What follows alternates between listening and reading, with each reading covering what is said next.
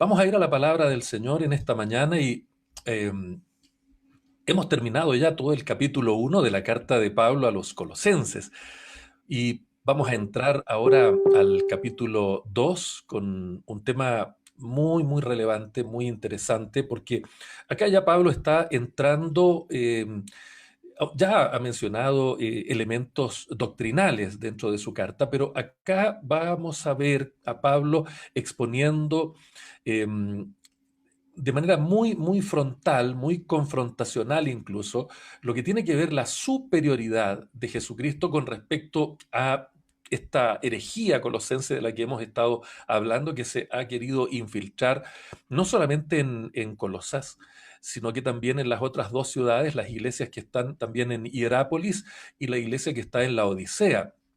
Estas tres ciudades están allí ubicadas en el valle del río Lico y son comunidades que Pablo tiene en su corazón con mucha fuerza, aunque no les ha visto a ellos personalmente, no les conocen.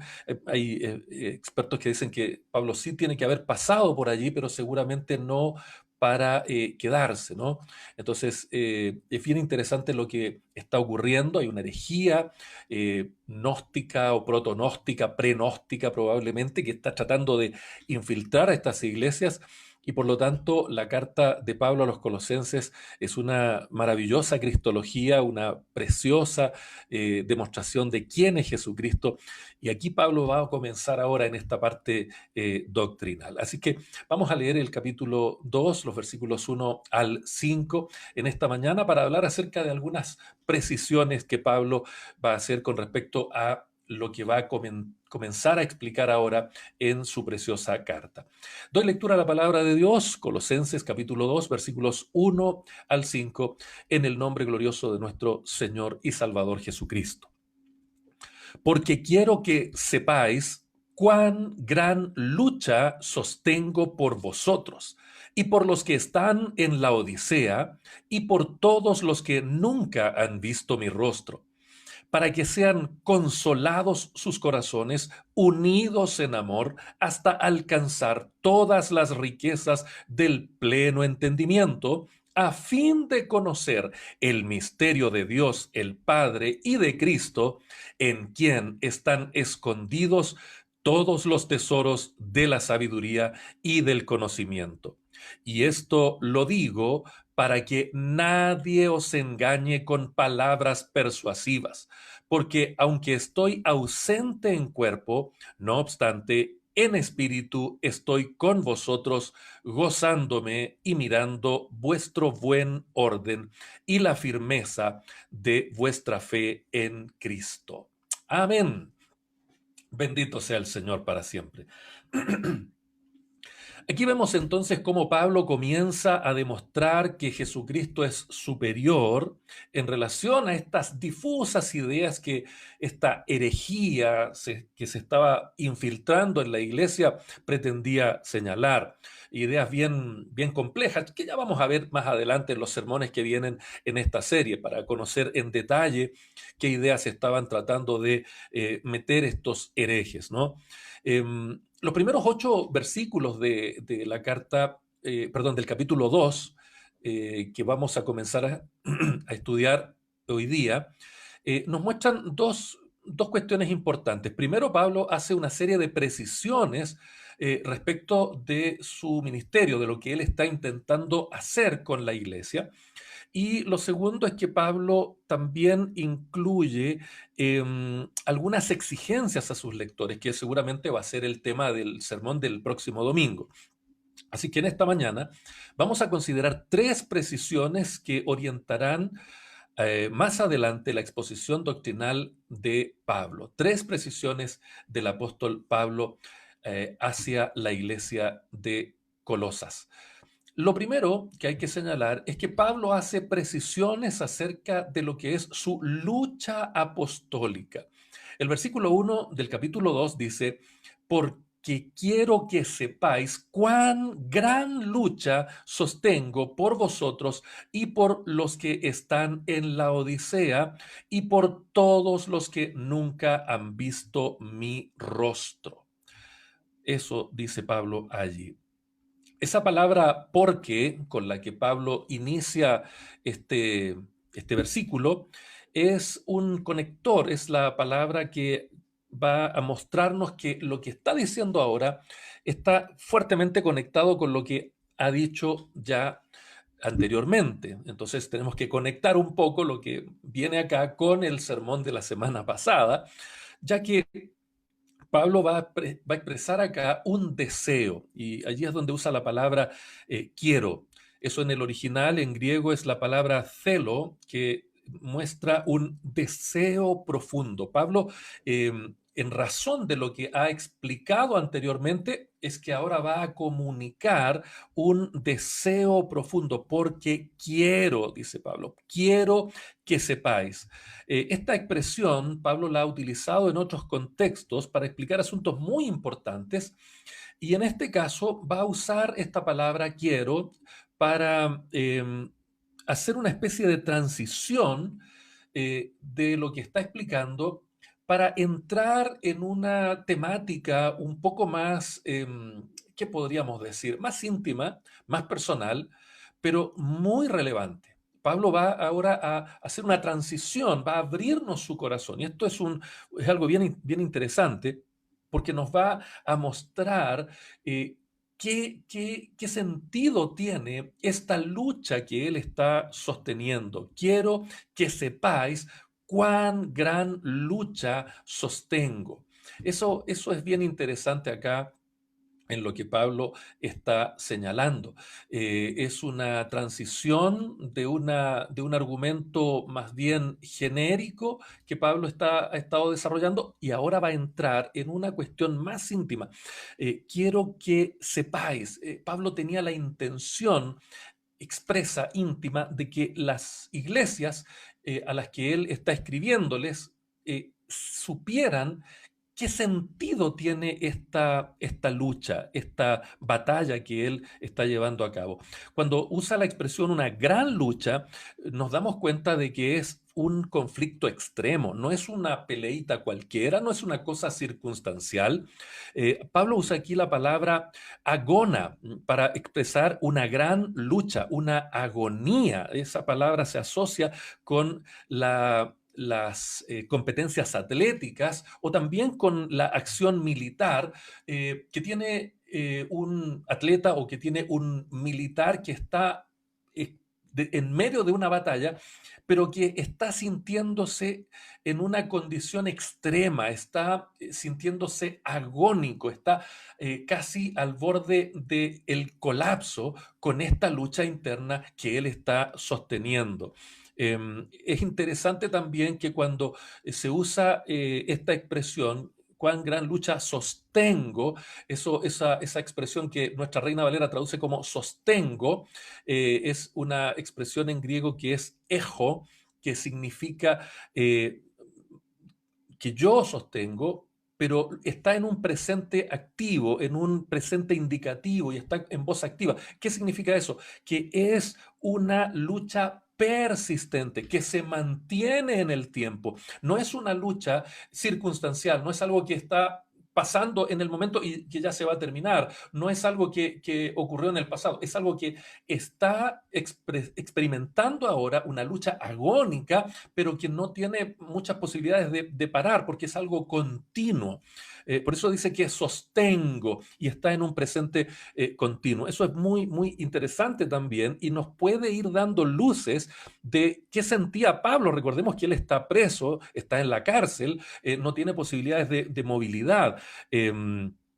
Y por esa razón, es probable que esta lucha podría referirse en un sentido más general al, a las complicaciones propias de tener que enfrentarse con herejías. Tal vez algunos allí podrían encontrar en lo que es un contexto más general y entender esta lucha bajo esa lógica, que una y otra vez iglesia tras iglesia que se va fundando, viene luego una fuerte presión de alguna herejía. Pueden ser los legalistas, pueden ser los gnósticos, pueden ser otras corrientes o tendencias los judaizantes, etcétera, que se van a infiltrar. Entonces alguien podría decir, entonces esta lucha agónica tal vez se refiere a lo global que Pablo está experimentando. Sin embargo, también esto puede entenderse en el contexto de la incansable tarea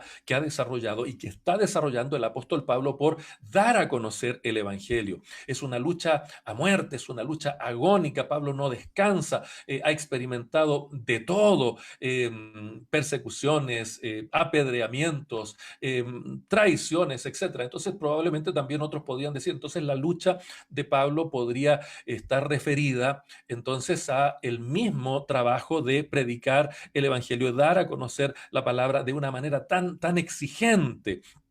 Eh, Sin embargo, también cuando recordamos que Pablo está preso, varios comentaristas conectan esta lucha con lo que ha venido diciendo hace unos pasajes anteriores, Pablo, y lo asocian entonces más bien con la idea de una oración intercesora de manera muy persistente y también agónica, ¿no?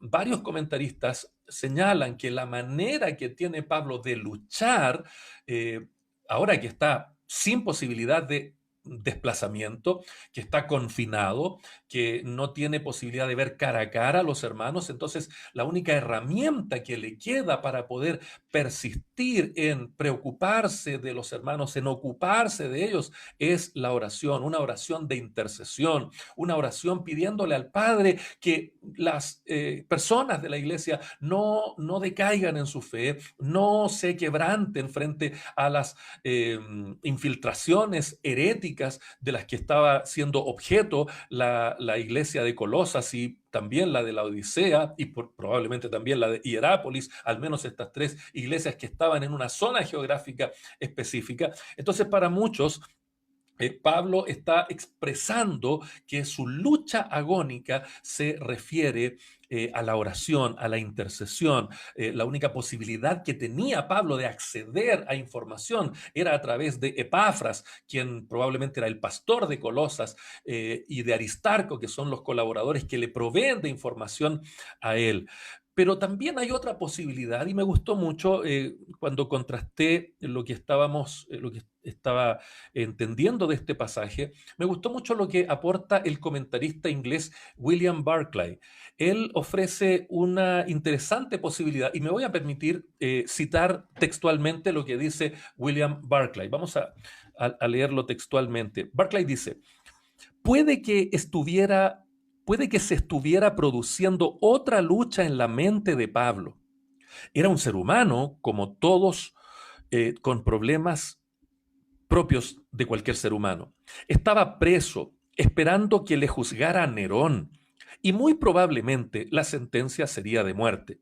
Siempre podría desmarcarse de la verdad para salvar la vida. Pero Pablo sabía muy bien que esa cobardía traería unas consecuencias desastrosas a las iglesias jóvenes. Si se enteraban de que Pablo había negado a Cristo, se habrían desanimado y muchos se habrían perdido para el Evangelio. La lucha de Pablo no era exclusivamente por sí mismo, sino también por todos los que tenían puesta la mirada en él como su campeón y padre en la fe. Me parece muy acertada la apreciación que hace William Barclay.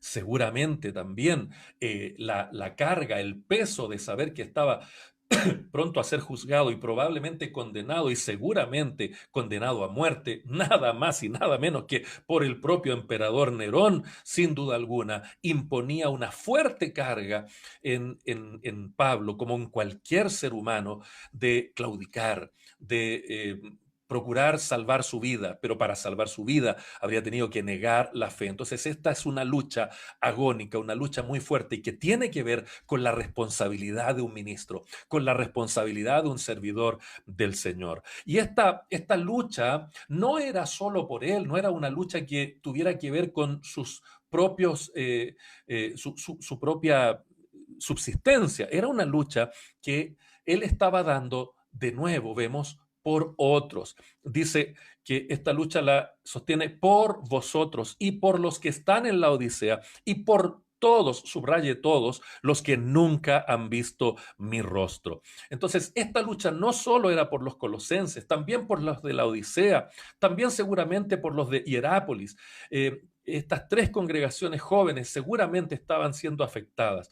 Por lo tanto, aquí debemos entender que el propósito de Pablo, al abrir su corazón, al desear ardientemente explicarles acerca de esta lucha continua, agónica, intensa, angustiante que él estaba viviendo, no era conmiserarse, no era victimizarse, no era mostrarse como el héroe de la historia, no era decir, ¡ay, miren cuánto estoy sufriendo! Claramente lo que Pablo quería hacer era mostrarles a ellos que esta lucha era intensa, pero lo más importante es que los resultados de esta lucha eran beneficiosos. Los resultados de esta lucha eran extraordinarios, como vamos a ver en los versículos siguientes. Pablo no está aquí pidiendo ahí, no sé, una almohadillita o un dulcecito para sentirse un poco mejor. Pablo simplemente está describiendo esto con un propósito mucho más edificante, con un propósito mucho más trascendente, como vamos a ver luego. Bendito sea el Señor. Indudablemente que es imposible no hacer una comparación de esta oración intensa y agónica que Pablo hace probablemente en la antesala de una condena con la oración intercesora que hace nuestro Señor Jesucristo allí en el huerto del Getsemaní. Una oración que hacía no solamente Jesús por sus adormecidos discípulos, sino también por todo el mundo. Una oración necesaria, una oración urgente que iba a traer una cobertura especial para sus discípulos que en breve iban a pasar no solamente lo mismo en cuanto a persecuciones, en cuanto a escarnios, incluso a la misma muerte, como lo vivió su Salvador. Varios de ellos murieron con muertes trágicas, con excepción de Juan, que murió de viejito, como dicen algunos por allí. Pero sus discípulos requerían esta oración intercesora. Claro que roncaban y dormían mientras el Señor intercedía por ellos, pero qué precioso es saber que los discípulos son cubiertos y guardados por esta oración intercesora del Señor. Por esa razón, si vamos a tomar en serio el Evangelio, debemos prestar atención a esta precisión que Pablo nos hace el día de hoy. Cada sacrificio, cada prueba, cada enfrentamiento con engañadores, con traiciones, cada incomprensión, cada oración hecha en contextos de angustia, debe ser enfocada correctamente. Ha de hacerse en beneficio de aquellos que están a nuestro cuidado. Así que, hermanos, dejémonos de andar victimizándonos cada vez que enfrentamos un obstáculo en el camino del Evangelio. Dejemos de andar mendigando reconocimientos por nuestros años de servicio, por los logros que solamente hemos obtenido por la pura gracia del Señor. Pero que cuando la carnalidad nos alcanza, nos los atribuimos a nosotros mismos. Si vamos a hablar acerca de nuestro duro esfuerzo, que sea para motivar a otros. Si vamos a hablar de las luchas que estamos experimentando, que sea para capacitar a otros. Si vamos a hablar acerca de cuán duro ha sido este tiempo, que sea para que otros que están pasando por lo mismo que nosotros se sientan fortalecidos, se sientan edificados, se sientan cubiertos. Que hasta nuestras más agónicas luchas estén allí para glorificar al más grande, a nuestro Señor Jesucristo. Espero que esté de acuerdo conmigo en esto, ¿no? En segundo lugar, vamos a ver que la segunda precisión que Pablo hace es acerca de su objetivo comunitario. Dice el versículos 2 y 3 del capítulo 2, para que sean consolados sus corazones, unidos en amor, hasta alcanzar todas las riquezas del pleno entendimiento, a fin de conocer el misterio de Dios el Padre y de Cristo, en quien están escondidos todos los tesoros de la sabiduría y del conocimiento. Aquí vamos a darnos cuenta de una precisión que Pablo hace respecto de qué es lo que él espera de la iglesia. ¿Por qué está contándoles acerca de su gran lucha? ¿Qué propósito tiene Pablo al hacer este relato? ¿Qué espera lograr Pablo al señalar lo dura que es su lucha, lo sostenida que es su lucha, lo agónica que es su lucha? Pablo tiene un objetivo de carácter comunitario. Pablo tiene una intención clara de bendecir a la iglesia, de fortalecer a la iglesia, de capacitar a la iglesia al contar este relato. Um, Notamos acá entonces varios propósitos que Pablo tiene para explicar acerca de esta gran lucha que está sosteniendo a favor de las iglesias. En primer lugar, dice, para que sean consolados sus corazones. Pablo cuenta este testimonio no para mostrarse qué grande es, no para conmiserarse, vengan a darme un apapachamiento. No, no, Pablo lo que está haciendo es tratando de que los corazones de los hermanos sean consolados. Este consuelo tiene que ver con un ánimo profundo, uno que se instala en el corazón, uno que llega a lo profundo, no un consuelo superficial. Pablo espera que sea un consuelo que alcance al corazón, porque si alcanzamos con la palabra de Dios el corazón del hombre, eso va a afectar a toda la persona. El corazón es el centro del ser humano. Allí es donde están arraigadas nuestras emociones, nuestro temperamento, nuestro carácter, nuestros pensamientos. En el concepto bíblico, el corazón es el centro del ser humano. Entonces, si pretendemos que la palabra del Señor alcance a una persona, no basta con tocar solo cuestiones superficiales de la persona. Tenemos que llegar con ella al corazón de la persona para que desde allí toda la persona, todo el ser integral sea afectado por esta verdad. Entonces Pablo está declarando esta parte de su carta para que el corazón de los hermanos reciba un ánimo, un consuelo, un aliento, un fervor, una valentía que energice a la iglesia. Ese es el sentido de Pablo con este testimonio.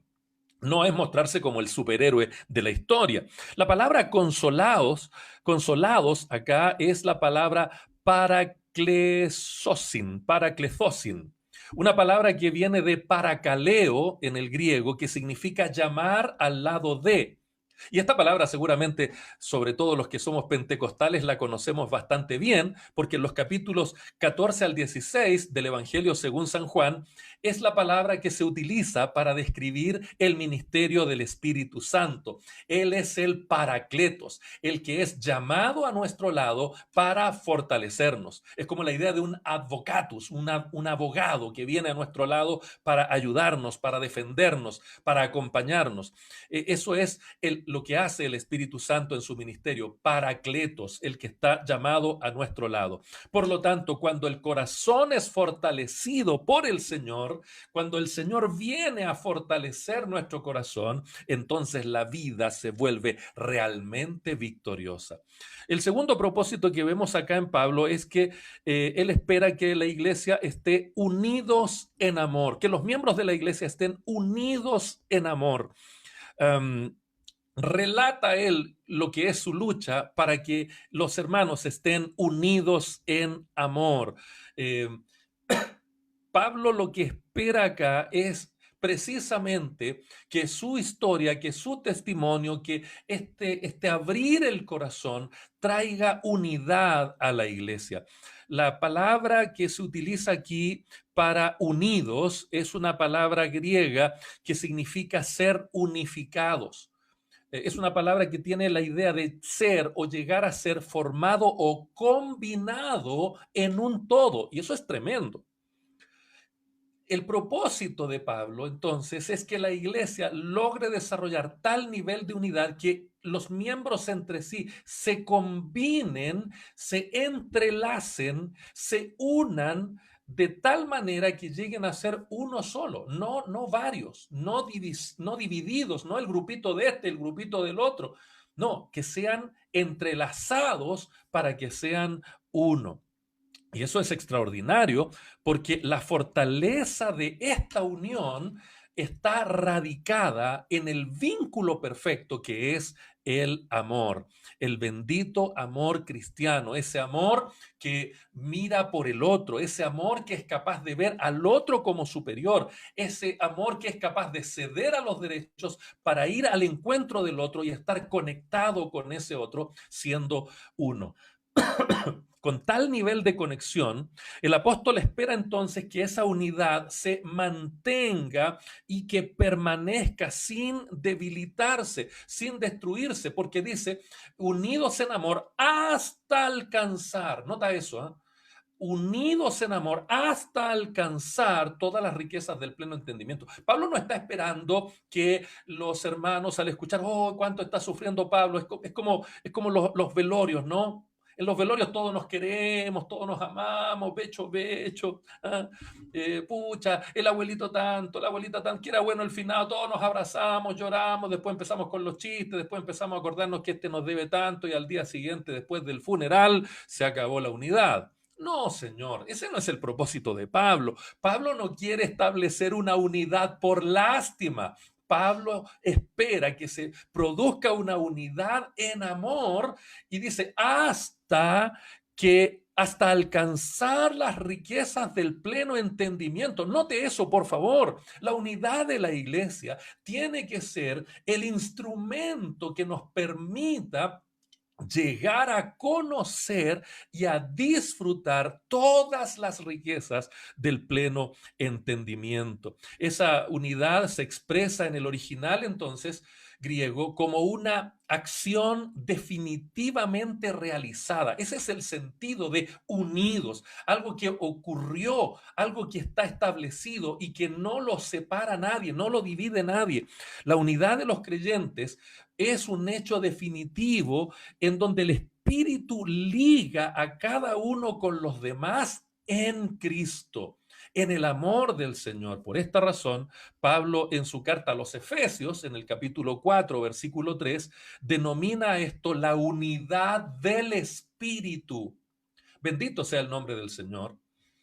Esa unidad es la que necesita la iglesia de Colosas para enfrentar a los pronósticos, a estos herejes que vienen en camino y para enfrentar cualquier cosa. Sin esta unidad, sin esta iglesia en donde sus integrantes están entretejidos permanentemente por la acción del Espíritu Santo, unidos en amor, de manera continua y que unidos nos acercamos a la comprensión completa de todo lo que Dios nos quiere revelar. Esa es la iglesia que el apóstol Pablo espera que sean los colosenses y yo creo profundamente que es la iglesia que todo siervo de Dios debe esperar que sea la que está pastoreando.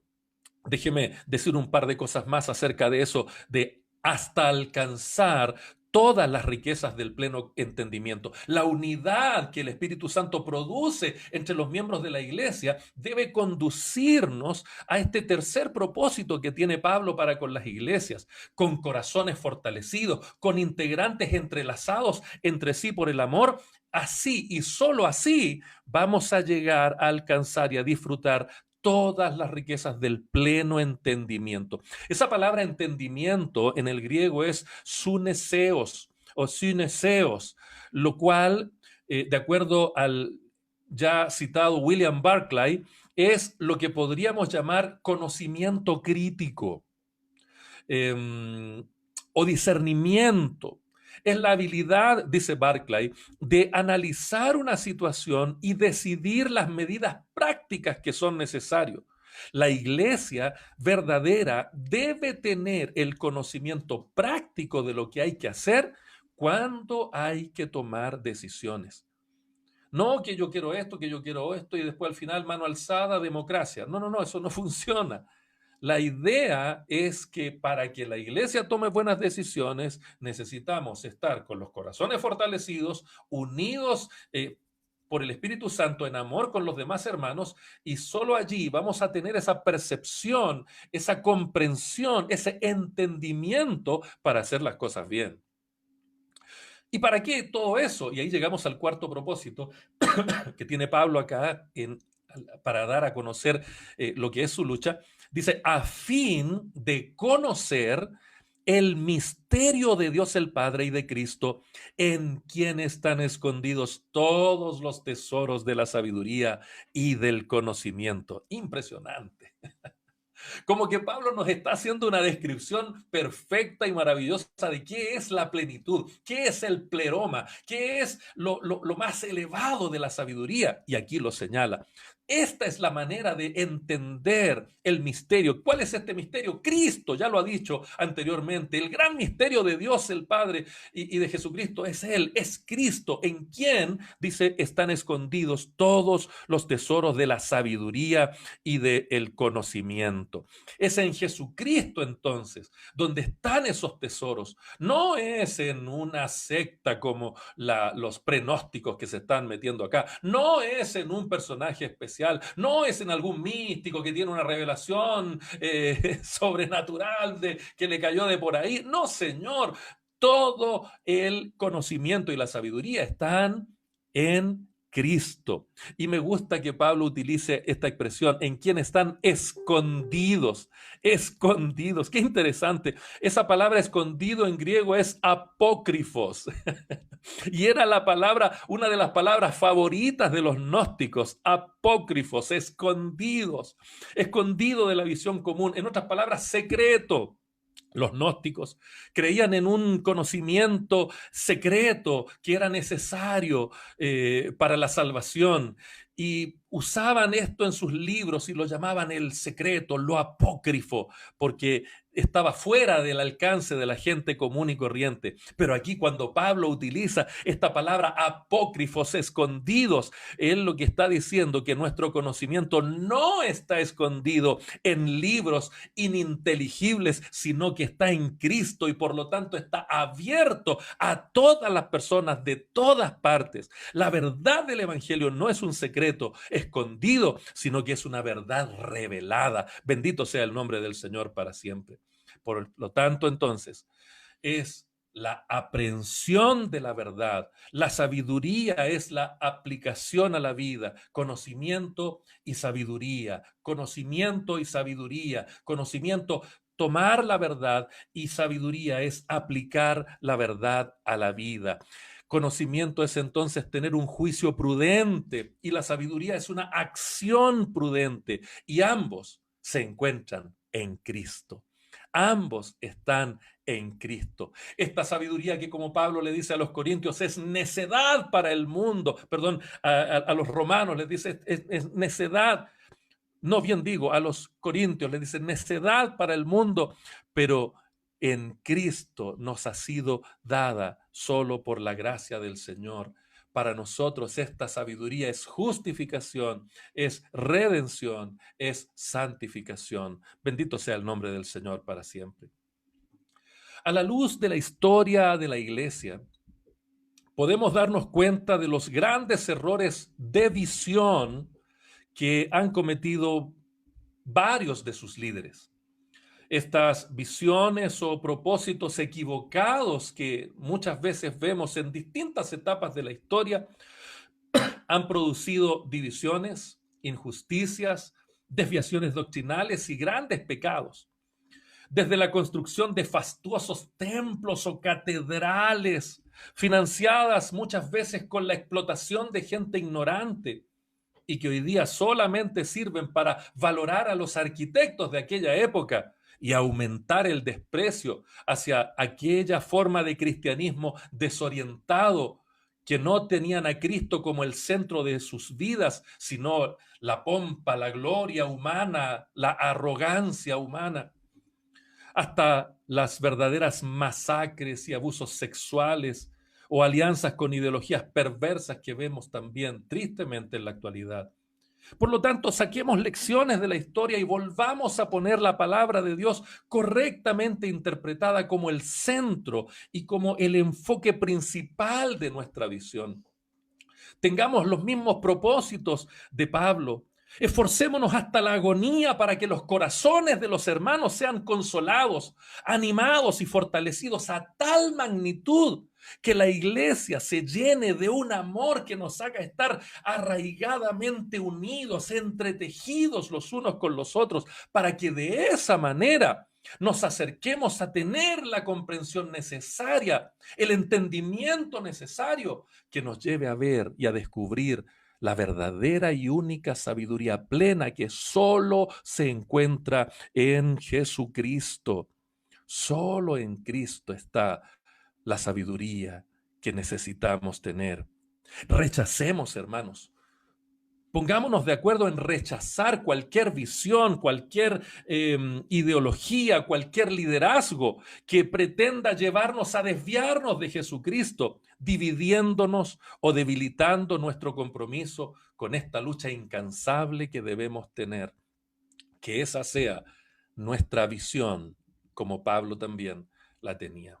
Y finalmente, la tercera precisión que vemos que Pablo hace acá son algunas precisiones acerca de su intención apologética. Les voy a compartir ahí la pantalla para leer el texto. Lo tercero es entonces algunas precisiones acerca de su intención apologética. Los versículos 4 y 5 del capítulo 2 dicen así: y esto lo digo para que nadie os engañe con palabras persuasivas. Qué bueno es esto. Porque aunque estoy ausente en cuerpo, no obstante, en espíritu estoy con vosotros, gozándome y mirando vuestro buen orden y la firmeza de vuestra fe en Cristo. Interesantísimo lo que dice Pablo acá. Pablo está ahora mostrándonos que su interés está centrado en cuidar a las iglesias del engaño. Todo lo que ha estado señalando y lo que va a comenzar a explicar ahora en lo que es el grueso de la parte doctrinal de la carta, tiene como intención primaria cuidar a las iglesias del engaño. Pablo, como buen líder, está centrado en que la iglesia no sea engañada. Porque únicamente mediante el conocimiento y la sabiduría de Cristo es que la iglesia puede ser guardada, es que el creyente puede ser guardado de ser engañado con palabras persuasivas, dice acá. La expresión que utiliza Pablo acá para decir nadie os engañe, esa palabra engañe o engañar es en el original paralogisetai. ¿Qué significa esto? Significa engañar hábilmente, con razonamientos sutiles y a menudo engañosos. Esto está interesante. Pablo está mostrando acá que su intención con esta carta es evitar que los hermanos sean hábilmente engañados con razonamientos sutiles, pero engañosos. Esta estrategia, esta forma de engaño siempre lleva consigo aparejado un contenido de seducción. Y Pablo está tratando de advertirles del peligro que corren. Es un engaño seductor. Es un engaño que utiliza una forma de hablar que es atractivo, es atrayente, es gustoso, apela a sensaciones, a deseos, a necesidades. Es realmente una seducción lo que están haciendo estos falsos maestros. Nadie os engañe. ¿Y cómo lo hacen? Y aquí lo dice Pablo, con palabras persuasivas. Esa expresión persuasivas es un hapax legomena, es una palabra que está únicamente aquí en todo el Nuevo Testamento. En el único lugar donde se utiliza esa palabra es aquí, palabras persuasivas. La palabra griega me refiero, ¿no? La Reina Valera traduce la palabra persuasivas en otros contextos. Pero la palabra en el original griego aquí es en el único lugar donde aparece. Y es un sustantivo que expresa un discurso persuasivo. En otras palabras, significa usar el lenguaje efectivamente para agradar o persuadir. Es tremendamente peligroso. Es algo brutalmente peligroso. Es una mentira, es un engaño, pero es agradable y tiene el propósito de persuadir. Eh, lo que trata de hacer entonces el engañador es usar una argumentación que puede ser verosímil, puede ser plausible, pero es una argumentación falsa. Suena bien, se entiende bien, es agradable, pero es falsa. Es brutalmente falsa y peligrosa. El engaño de los falsos maestros se producía así, con una argumentación engañosa basada en una hipótesis que no se podía demostrar. Por lo tanto, para que una persona no sea engañada, necesita conocer la verdad plena y hacer un compromiso pleno con esa verdad.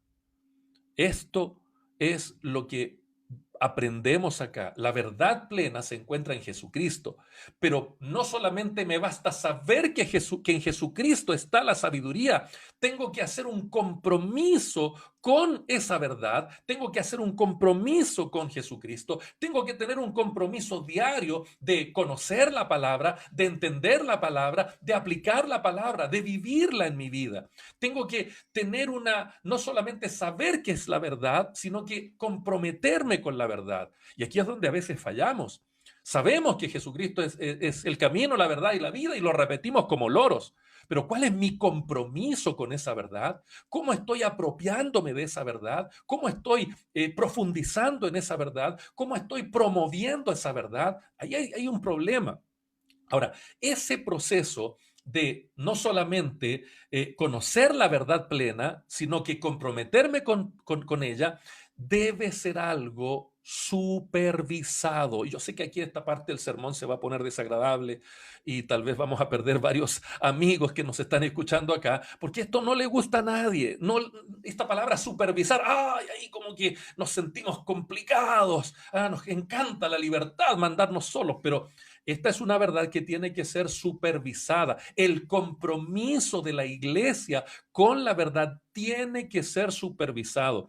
Pablo, tal vez en conexión con lo que acaba de señalar acerca de la unidad de la iglesia, unidad en la que cada uno de sus integrantes se entrelaza con otros mediante el amor, es donde Pablo dice, versículo 5, porque aunque estoy ausente en el cuerpo, no obstante en espíritu estoy con vosotros, gozándome y mirando vuestro buen orden y la firmeza de vuestra fe en Cristo. Indudablemente que el contexto, el entorno textual exige considerar la presencia del apóstol como una vinculación espiritual con los colosenses. No está físicamente, tampoco es que se separe algún elemento espiritual de Pablo y no, está refiriéndose probablemente a lo que ya ha señalado, que la iglesia tiene que estar unida en amor, que el Espíritu Santo nos une en amor. A eso se refiere Pablo. Aunque en cuerpo no está presente, pero espiritualmente, por la unidad que el Espíritu Santo produce, Pablo sigue entrelazado con ellos. No les ha visto jamás, pero está unido con ellos. Tiene una conexión espiritual con ellos. Y esto es tremendamente significativo acá. De hecho, esa misma expresión Pablo la utiliza en su primera carta a los Corintios. Si usted está tomando notas, apunte ahí, primera Corintios, capítulo 5, versículo 3. Pablo usa esta idea de estar presente en espíritu. Vuelvo a señalar, esto tiene que ver con la unidad espiritual, no tiene que ver con una cuestión metafísica, ¿no? Para que nadie me vaya a sacar de contexto, ¿no? Pablo usa aquí esta expresión, estar presente en el espíritu. ¿Y en qué contexto lo enseña esto Pablo a los corintios? Esto lo hizo para efectuar un acto de disciplina en la iglesia de Corinto. Si usted lee todo el capítulo 5 y en particular el versículo 3, se va a dar cuenta que en esa iglesia había un acto pecaminoso muy grave, muy severo que se había producido. Y el apóstol Pablo, a través de esta carta, les dice que él está presente en espíritu con ellos para disciplinar a ese hermano que ha cometido ese pecado. Y esa presencia espiritual de Pablo en Corinto hacía viable que ese hermano que había sido disciplinado, la expresión es un poco dura, dice, fuera entregado a Satanás para destrucción de la carne, producto del grave pecado que había cometido y pecado por el cual no había arrepentimiento, no había reconocimiento, no había confesión, no había nada de eso. Por lo tanto, Pablo dice que él participa espiritualmente de esa supervisión, de esa disciplina que se le aplica a ese hermano que había cometido ese pecado grave para proceder a este acto muy, muy riguroso de disciplina. Debo señalar también que en otros casos, como en la iglesia en Tesalónica, Pablo utiliza una expresión similar en donde dice que él estaba separado de vista, pero no de corazón. Si usted está tomando notas, apunte allí, primera a Tesalonicenses, capítulo 2, versículo 17. Aquí está entonces esta expresión presente de corazón y es similar a presente en espíritu para que entendamos el sentido.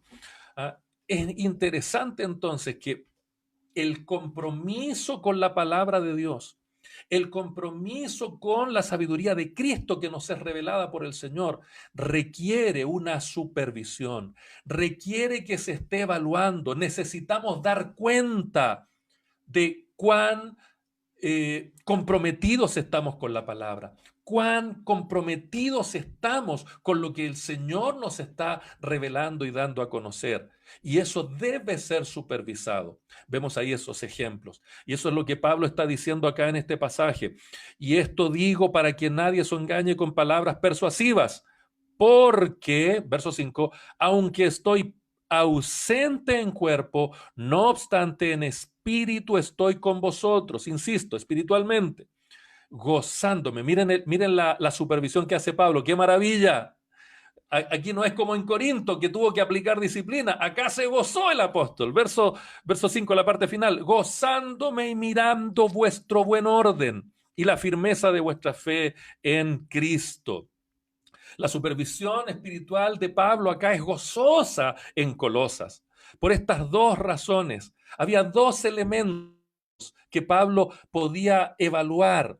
Obviamente él sigue la figura, sigue hablando figurativamente, dice gozando y mirando como que estuviera presente. Sin embargo, entendemos que la forma a través de la cual Pablo obtiene la información de lo que está ocurriendo allí es a través de Epafras y a través de Aristarco, seguramente sus colaboradores. No es que él estuvo físicamente allí, lo aclara, no es físicamente, pero está supervisando. Y hay dos elementos hermosos que Pablo considera en esta supervisión y que sale bien aprobado. Dice, su buen orden.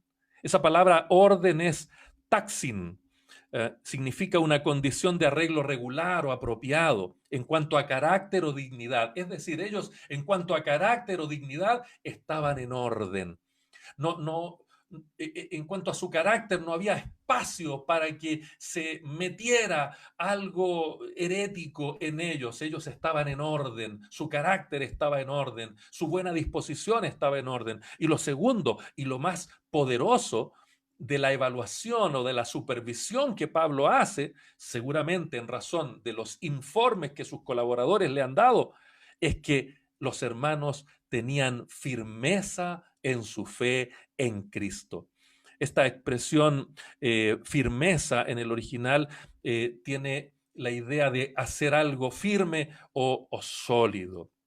Es una bendición que esta iglesia, pese al peligro en el que se encontraban, mis amados hermanos, pudiera exhibir evidencias favorables y consistentes con una vida cristiana genuina. Maravilloso. Qué desagradable es cuando una persona que ama la comida en exceso es corregida con amor y firmeza por alguien que lo ama al punto de supervisarle sus porciones, su ritmo de ingesta y hasta la actitud adictiva que va desarrollando en su loca carrera hacia la muerte por intoxicación alimenticia. Qué desagradable es, ¿cierto? Cuando estás por atravesarte una hamburguesa con triple queso, grasita por todos lados, y esa persona que más te ama en tu casa te dice, mi amor, ¿no le parece bien que con 2 hamburguesas ya estará bien?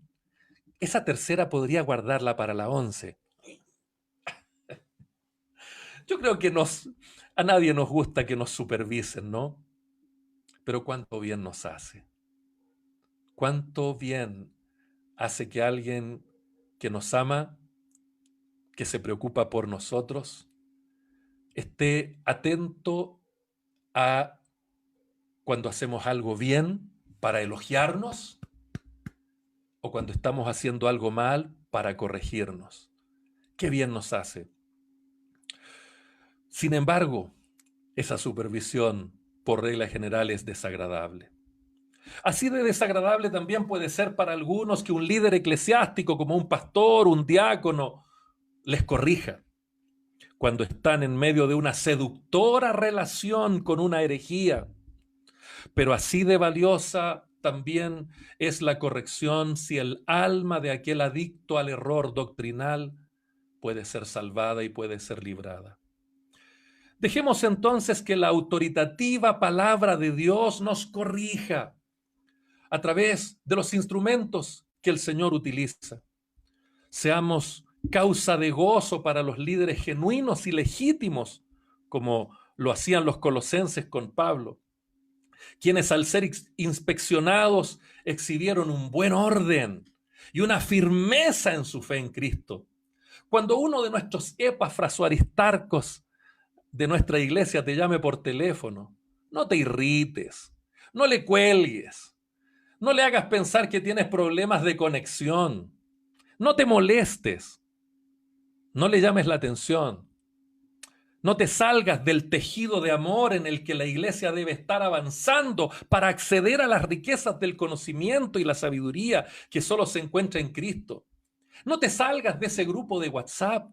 No te salgas de esa conexión, de ese tejido que el Señor está permitiendo para que juntos conozcamos. Solo no vas a entender nada. Aislándote no vas a comprender nada. Tu discernimiento se va a oscurecer. Tu comprensión se va a oscurecer. No vas a poder acceder porque solo no se puede. Tenemos que estar unidos, firmemente unidos en amor, conectados, amándonos de verdad por el Espíritu de Dios. Es colectivamente que accedemos a ese entendimiento necesario para comprender las riquezas de la sabiduría que solo están en Cristo. No hay un camino para los llaneros solitarios. Esto no es para individuos aislados o marginales que andan mendigando reconocimiento para alimentar los deseos de la carne o la vanagloria de un reconocimiento vacío, porque en la verdadera iglesia solo hay honor, gloria y alabanza para uno que murió en la cruz del Calvario para darnos vida abundante y reconciliarnos con el Padre. No te salgas, no te desconectes. ¿Por qué no nos unimos en esta mañana? ¿Por qué no nos entretejemos nuevamente con el amor que nos hace avanzar juntos a crecer en el entendimiento y en la sabiduría del Señor? Esta carta a los colosenses fue escrita aproximadamente en el 61, 62 después de Cristo, como vimos en la introducción. Sin embargo, años más tarde, cerca del 100, poquito antes del 100, nuevamente tenemos noticias de una de las 3 iglesias que aquí aparecen. No son noticias de Colosas, no son noticias tampoco de Hierápolis. Cerca del 100 después de Cristo tenemos nuevamente noticias de la Odisea, una de las 3 iglesias que estaba en el valle del río Lico que hemos estado estudiando en estos tiempos. ¿Cuándo ocurre esto? Cuando Juan, el apóstol Juan, fue exiliado por causa del Señor, por causa del testimonio de la palabra, a la isla de Patmos, en el mar Egeo, una isla rocosa, árida, una isla muy complicada, donde se enviaba a los prisioneros, a los maleantes, al exilio. Allí estaba Juan, exiliado, no por ser un tipo malo, sino por ser fiel al Señor Jesucristo. Y en medio de ese lugar, en medio de ese destierro, en medio de esa desolación, en medio de ese castigo brutal, ¡oh, aleluya! El Señor Jesucristo se aparece a él. Y Juan tiene una visión extraordinaria, una visión gloriosa, probablemente la más grande de las visiones de toda la Biblia. Y es lo que nosotros conocemos como el Apocalipsis. Y en medio de esa visión extraordinaria, Juan recibe instrucciones de dar a conocer mensajes a 7 iglesias que estaban desarrollándose en ese tiempo. Y una de esas iglesias era la Odisea. La Odisea estaba, como les digo, en el valle del río Lico, junto a Colosas y junto a Hierápolis. Y es mencionada también acá en la carta por el apóstol Pablo. Bueno, tristemente hay que decir que en esa visión de Apocalipsis, parece que el Señor pasó a hacerle supervisión a la Odisea. ¿Les parece si lo leemos para concluir este sermón? Vamos a ver cómo fue supervisada esa iglesia, unos 40, 50 años después de lo que Pablo les había escrito a los colosenses. Apocalipsis 3, 14 al 22 dice: y escribe al ángel de la iglesia en la Odisea: he aquí el amén, el testigo fiel y verdadero, el principio de la creación de Dios, dice esto: yo conozco tus obras, que ni eres frío ni caliente. Ojalá fueses frío o caliente, pero por cuanto eres tibio y no frío ni caliente, te vomitaré de mi boca. Porque tú dices: soy rico y me he enriquecido y de ninguna cosa tengo necesidad. Y no sabes que tú eres un desventurado, miserable, pobre, ciego y desnudo. Por tanto, yo te aconsejo que de mí compres oro refinado en fuego, para que seas rico, y vestiduras blancas para vestirte, y que no se descubra la vergüenza de tu desnudez, y unge tus ojos con colirio para que veas. Le dice el Señor: yo reprendo y castigo a todos los que amo. Sé pues celoso y arrepiéntete. Y aquí yo estoy a la puerta y llamo. Si alguno oye mi voz y abre la puerta, entraré a él y cenaré con él y él conmigo. Al que venciere le daré que se siente conmigo en mi trono, así como yo he vencido y me he sentado con mi Padre en su trono. El que tiene oído, oiga lo que el Espíritu dice a las iglesias. Mi querido hermano, mi querida hermana, que en esta mañana escuchas esta palabra, ¿eres un colosense o un laodicense? ¿Eres un colosense que cuando viene la supervisión de un ministro realmente genuino del Señor, con una motivación correcta por consolar tu corazón, por ayudarte a estar unido, por ayudarte a que desarrolles el conocimiento correcto y que adquieras los tesoros de la sabiduría correcta? Cuando ese líder espiritual te llama a la supervisión, eres un colosense, y esa supervisión termina diciéndote: me alegro, estás bien, me encanta el orden que tienes, tu carácter está firme, tu fe en Cristo está firme, estás inmóvil, no te va a pasar nada, bien, estoy contento. O eres un laodicense que cuando es el propio Señor el que viene a evaluarte te dice: oh, qué arrogante te has puesto, qué independiente, te sientes rico ahora, pero estás ciego, estás desnudo.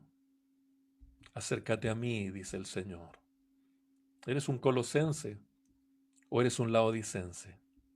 En esta mañana te invito a que oremos. Oremos juntos. No estamos en el cuerpo, pero también estamos en el espíritu unidos, como Pablo con los colosenses. Ellos jamás habían visto el rostro de Pablo, pero podían estar unidos espiritualmente. ¿Te parece si nos unimos hoy día espiritualmente con el amor del Señor? Para que si el Señor nos evalúa en esta mañana, podamos, sin duda alguna, estar firmes en la fe y ordenadamente. Cierra tus ojitos. Vamos a orar al Señor.